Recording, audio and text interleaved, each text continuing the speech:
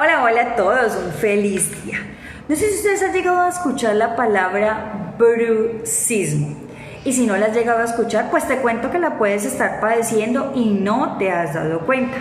El bruxismo es un trastorno que consiste en apretar o rechinar los dientes de manera inconsciente, ya sea en el día o mientras estás durmiendo. Todo esto debido a las grandes situaciones emocionales que no controlamos, como estrés, la ansiedad, la depresión, el agotamiento, y también se ha demostrado que el consumo de alcohol y tabaco lo desarrolla.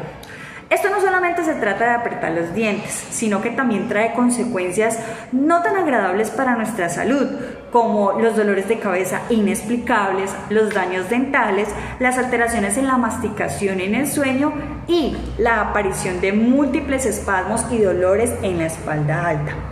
Así que te dejo 3 ejercicios por si en este momento estás sufriendo de bruxismo.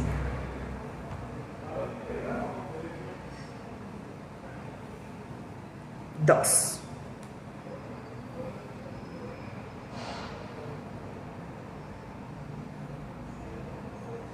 3.